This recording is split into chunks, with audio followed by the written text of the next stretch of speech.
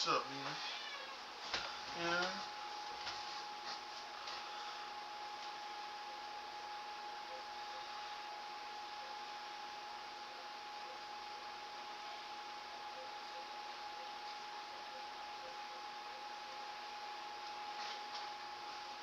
You want to get out?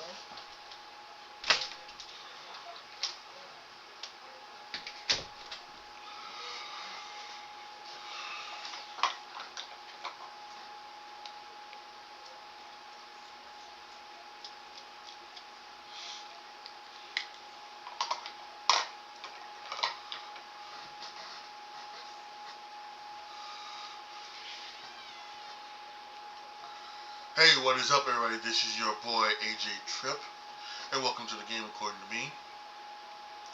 As usual, we're talking about college football, pro football, but we're gonna start with a little Major League Baseball. The playoffs are in full effect. So I thought we'd go ahead and we just check in on what's been going down this the last couple of weeks. We had the wild cards happening last week after a tremendous doubleheader on September 30th, doubleheader between the Mets and Braves, where by each of them winning one of the two doubleheaders, both made it into the playoffs. So as we look ahead, as we look and see what happened in Game 1, the Tigers beat the Astros 3-1. And in Game 2, the Tigers beat the Astros 5-2, making it the Tigers moving on. In the wild card round, it's a 2 out of 3 series, which I don't mind. I don't personally mind. If you have to win, because it's like a series, so because you win the series when you win a 3-game series in the regular season. So I have no problem with this. We look at the other American League wild card. The Royals beat the Orioles 1-0, and then beat them 2-1 for them to move on into the Major League Baseball playoffs. In the National League, the Mets beat the Brewers 8-4 in Game 1. The Brewers came back to beat the Mets 5-3 in Game 2, and then in Game 3, the Mets beat the Brewers 4-2, moving on into the playoffs. And in the other National League thing, the Padres beat the Braves 4-0 in Game 1, and in Game 2, they beat the Braves 5-4, moving them on into the National League Division Series. So yes, we had Tigers, Royals, Mets, and Padres all moving on into the National DS. Now, let's take a look at some of the stuff that has happened over the last couple days. Game 1 of the Cleveland-Detroit series, Cleveland won that 7-0. In the Mets and Phillies, Mets won that 6-2. The Royals and the Yankees won 6-5, and the Dodgers beat the Padres 7-5 in Game 1. In Game 2, the Mets lost to the Phillies 7-6, tied up at 1. The Padres tied it up against the Dodgers with a 10-2 victory. The Detroit Tigers tied up the series with a 3-0 victory over the Guardians, and the Royals beat the Yankees 4-2 to tie their series up at 1 as well. Last night, we had the Mets beating the Phillies 2-1, and we also had the Padres beating the Dodgers 6-5. Excuse me, the Mets beat the Phillies 7-2. The Mets are up 2-1, and again the Padres beat the Dodgers 6-5, with the Padres leading 2-1. So here we are. We have some games today happening. We've got the Game 3 of the Guardians and Tigers, Game 4 of the Mets and Phillies, Game 3 of the Yankees and Royals, and Game 4 of the Dodgers and Padres, all happening today. So it should be a real interesting series of games, I think. We'll see what happens next week. Maybe we'll check in. If some things go down, some things happen, we might be in the NLCS, so we'll probably talk about that. Otherwise, maybe we'll check in 2 weeks' time. So, but yeah, it's the going down in Major League Baseball. Um, so I think we got some good series going on here. But now let's go to our normal acts in this podcast, talking about the college football and pro football game. And boy, do we need to talk about the college football games last week. Let's go ahead and let's get to it. Alright, so let's get into the college football week. I said last week it didn't look like it was going to be a good week of college football. It turned out to be a fantastic week. The game that I said was going to be the best game turned out to be an absolute blowout with the Texas A&M Aggies beating Missouri 41-10. But we had the other things was some great stuff. A lot of, in particular, all of the upsets happening in the top 10. So let's go ahead and let's go right to it. Friday's night's game between Oregon, Michigan State. Oregon won 31-10. No upset there. Penn State beat up on UCLA 27-11. No upset there. SMU surprising, in the ACC beating Louisville 34-27. We could really have a really good teams, that you wouldn't think would be into the college football playoff that would get there, especially from like the ACC with Cal and SMU and all those teams. Pittsburgh beat UNC 34-24. Indiana beat Northwestern 41-24. Georgia took down Auburn in the Deep South Otis rivalry 31-13. Ole Miss took out South Carolina 27-3. Ohio State beat Iowa 35-7. Now here's where things started getting crazy. Vanderbilt beat Alabama 40-35.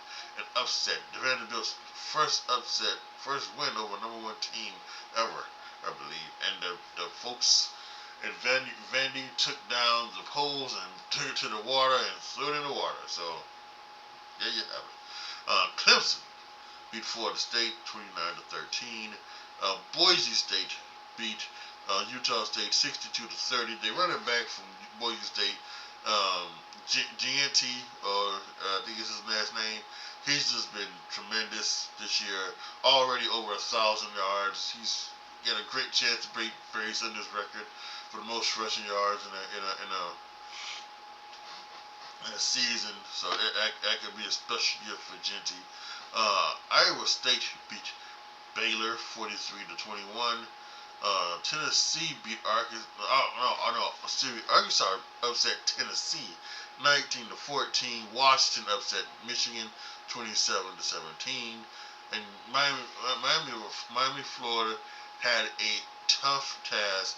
They went out and they played California, and California had it, but just couldn't keep it. Unfortunately, Miami won 39-38. Now there are some upsets here that again, if you guys don't know, I usually talk about like the games like from the top 10 and things like that. But there were more upsets here, like USC lost to Minnesota. There were like several upsets in the top 10 that went down. That went down this week. Not only Tennessee and Michigan, Alabama, USC, and a couple others as well. So I'm not sure why it's not up on here, but there were plenty more upsets as well. It was upset Saturday, incredible. Looking ahead to week 7. We've got Friday night, Utah going against Arizona State. That should be a pretty interesting one. Saturday's action. Clemson at Wake Forest, Missouri at UMass, South Carolina's at Alabama, Stanford hosting Notre Dame, Texas at Oklahoma in the Red River rivalry. That should be an interesting matchup. See if Oklahoma can stay with Texas or Texas is going to destroy them. Pittsburgh is California is at Pittsburgh. Purdue is at Illinois. Penn State is at USC. Very interesting one. Can USC get back on track? BYU hosting Arizona. Georgia's hosting Mississippi State. Florida and Tennessee. All-time classic rivalry. Ole Miss and LSU.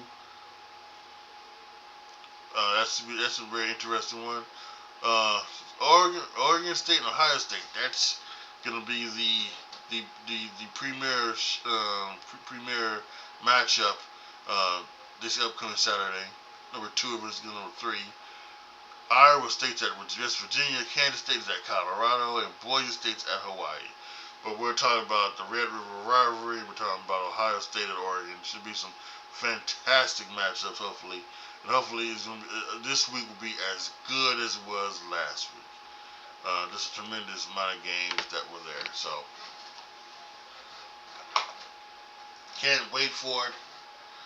Now let's go ahead and let's look upon the NFL and see what they had for us last week and what they have for us coming up. Alright, y'all. Now, for the main event, let's talk about the National Football League. It started off, week 5 started off with a fantastic Thursday night game between the Buccaneers and the Falcons. Back-to-back action, winning the overtime.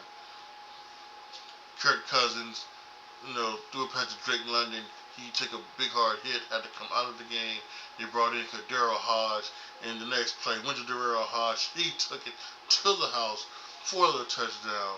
What an epic game that was. And for those of y'all morons who said that NFL overtime is garbage, you're correct. It is garbage because it shouldn't be anything about both teams getting the ball. It should be sudden death. It should be sudden death. And that's the way it's always been. That's the way it should be now. It shouldn't be this thing where if you kick a field goal, the other team gets the ball. No. Play defense and stop them. And Buccaneers didn't play defense, couldn't stop them. They deserve to lose, unfortunately. Falcons win 36-30. This week started the London games, and the first London game was the Jets at the Vikings. Technically, even though they was in London, Jets and the Vikings were the home team. The Vikings won 23-17, and this loss seemingly has cost Robert Saleh his job. He was fired yesterday, and he was also apparently escorted out of the building. I mean, I know Robert Saleh is a big muscular guy or something like that, but did he really need to be escorted out of the building? I don't know about all that, guys. You didn't need to do that. The DC is going to take over for Robert Saleh for the rest of the season, and so who knows what will happen. I saw someone on TikTok where Chase Daniels was calling Aaron Rodgers the coach killer, and so I don't know about that. He didn't seem to kill Mike McCarthy, or didn't seem to kill Matt LaFleur, but I don't know. So, but yeah, it's very interesting situation going on in New York.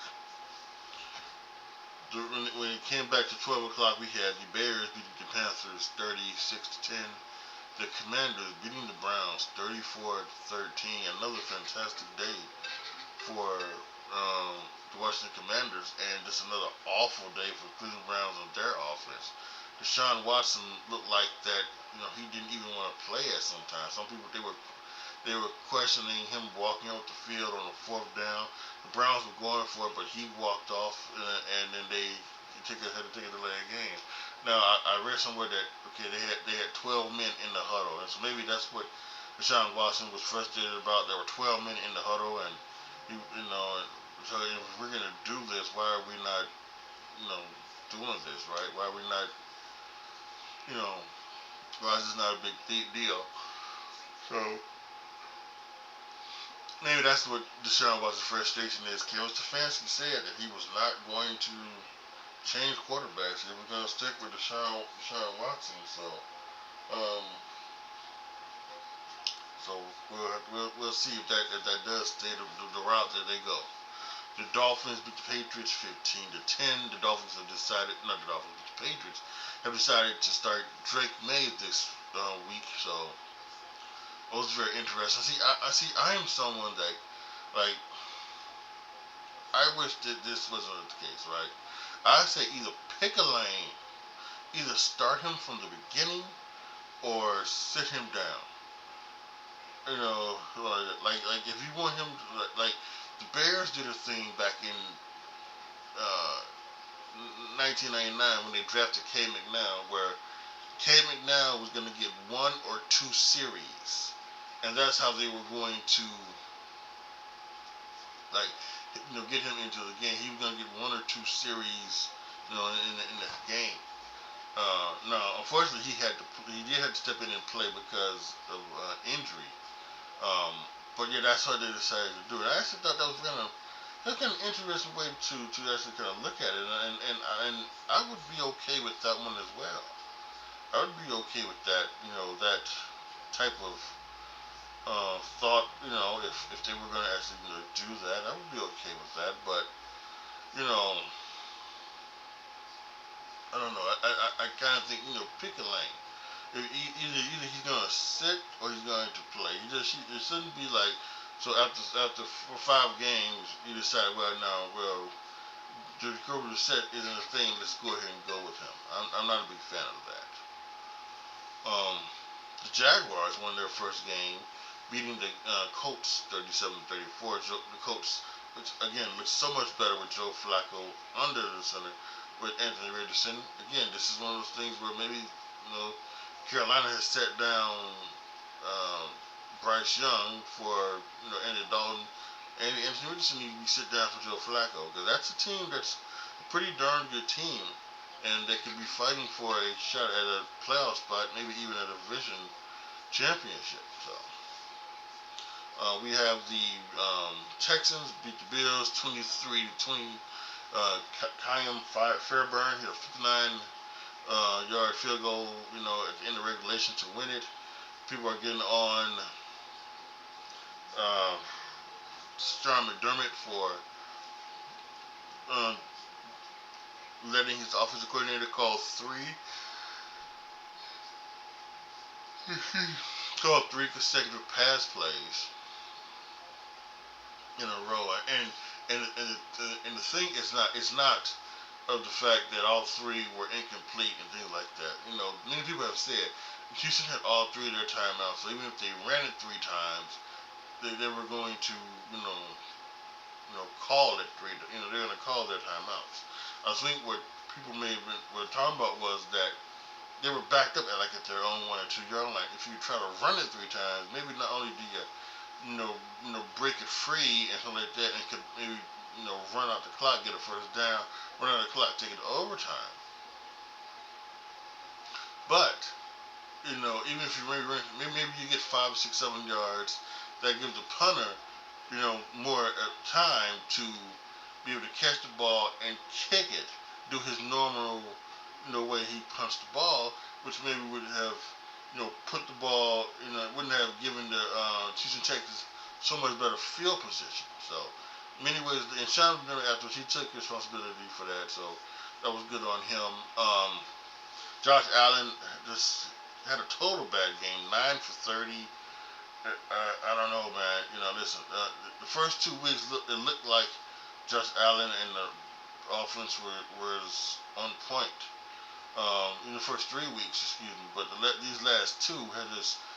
It definitely looks like that maybe Josh Allen is missing a number 1 target, and with Javonte Adams out there, Javonte Adams wants to go to Saints, play Derek Carr. He wants to go, he wants to play with his guys. Aaron Rodgers to play with the Jets, right? But this is the place that you should want to go, because he's going to, Josh Allen's going to get him the ball, and as long as Devontae doesn't be a diva about it, which I don't know if I've ever known Dante Adams to be a diva or have diva-like behavior, he's gonna be fine. It might actually help the Bills out. So while Keon Coleman and the crew,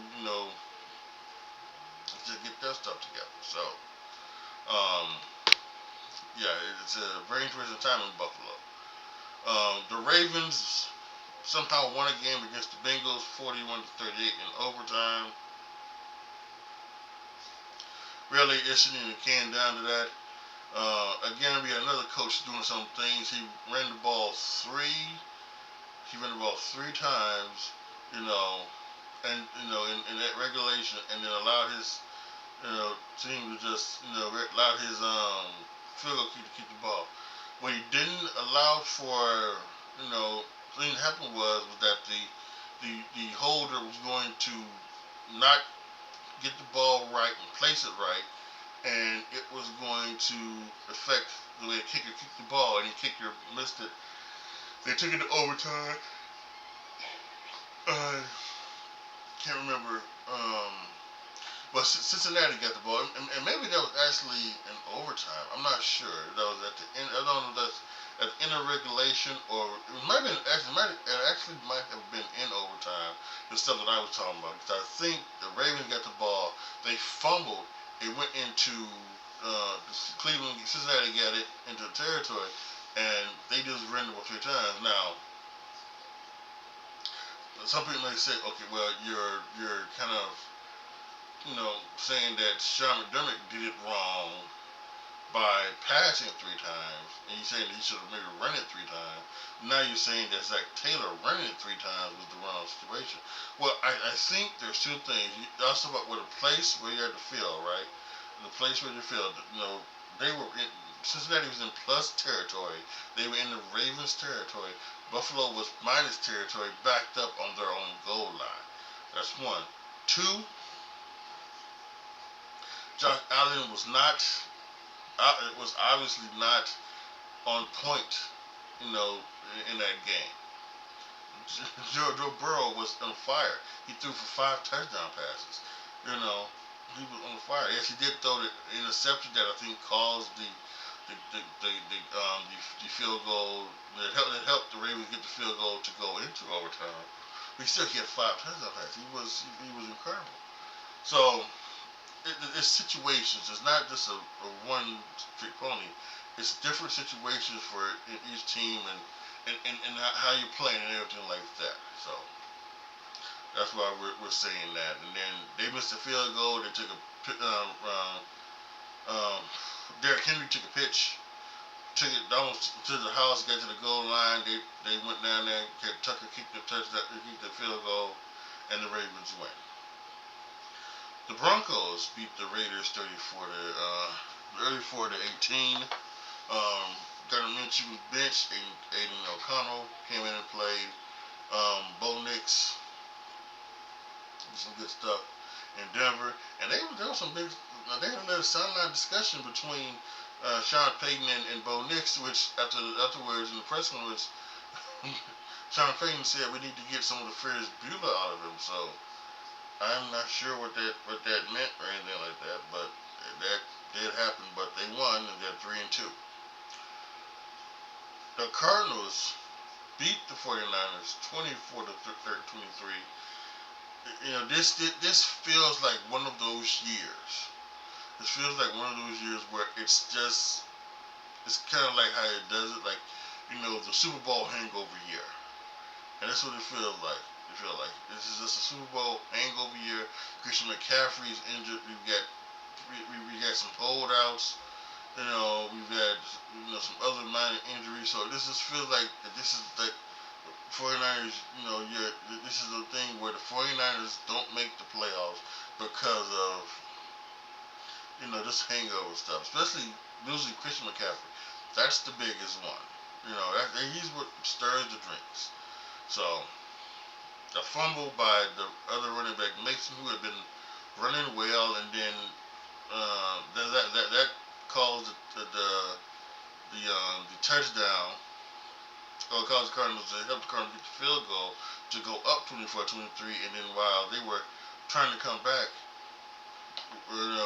Purdy was hit as he was through it. It went up to the air, intercepted by the defense, and that was it. Cardinals win 24-23. The Giants upset the Seahawks in that tremendous match. You want to talk about something that was kind of interesting? The Seahawks were going for a field goal as the Giants were up 23-20. It was blocked in return for a touchdown. So, and that's how the game ended, 29-20. The Giants were another victory. The Seahawks were another back-to-back losses.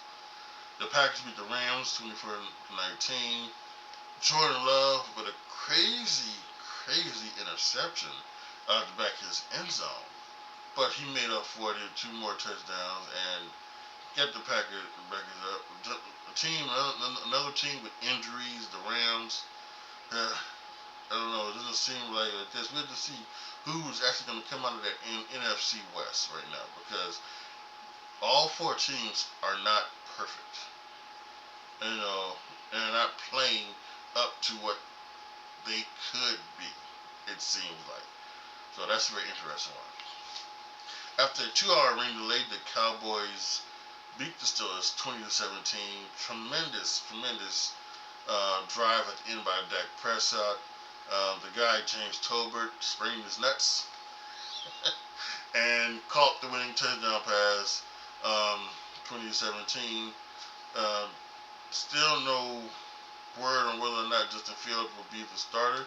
He is in practice taking snaps with the 1s. Russell Wilson taking snaps with the 2s. Again, I think Mike Tomlin is a smart guy. So I would think he knows that he cannot do what he wants to do with, Justin Fields. He can't. He needs Russell Wilson, who is a borderline Hall of Famer. He probably should be a Hall of Famer. Because the last couple years have been, crazy. I don't think that means he should, he shouldn't be a Hall of Famer. So I think he's played well enough before the last couple years to prove that he was a Hall of Famer.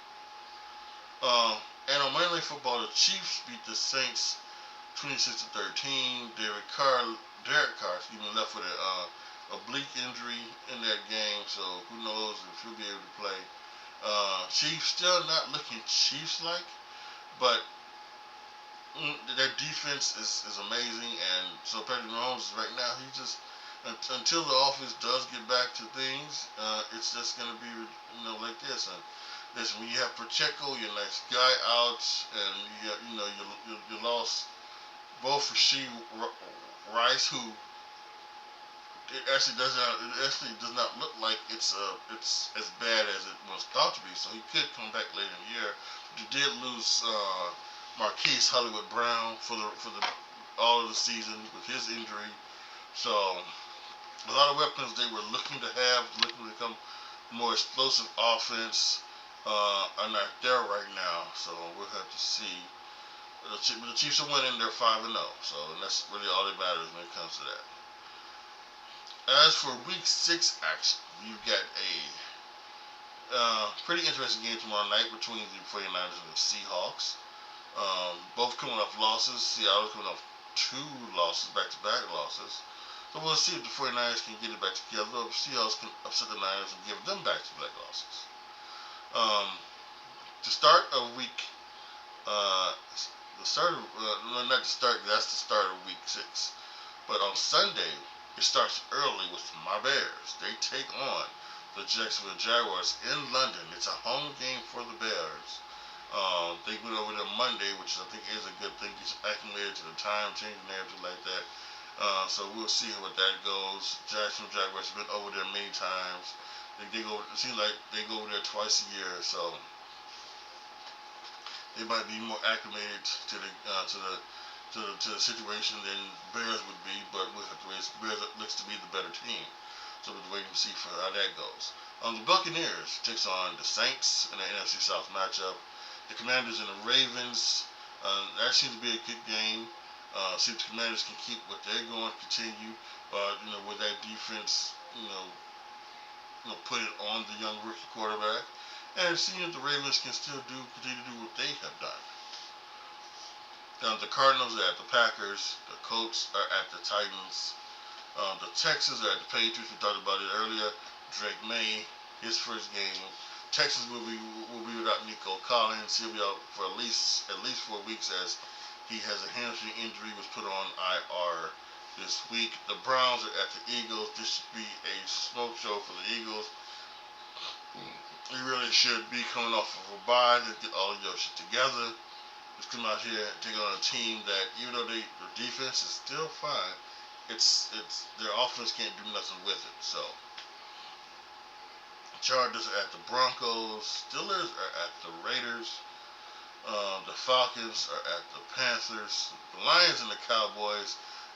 In the late window, that's a good game. Rematch of last year when the Lions and the Cowboys faced, and there was that whole situation about who was who was called active, what linemen checked in and checked with the referee and didn't check with the referee, all that stuff, all that controversy. So it was a great game last year. Should be a great game this year. Sunday Night Football. The Bengals are at the Giants. Giants, can they take advantage of a defense that isn't that great right now in the Bengals? And for the Bengals, this is a perfect team to get yourself back on track. You're 1-3, 1-4 actually, and you need to do something. You need to do something.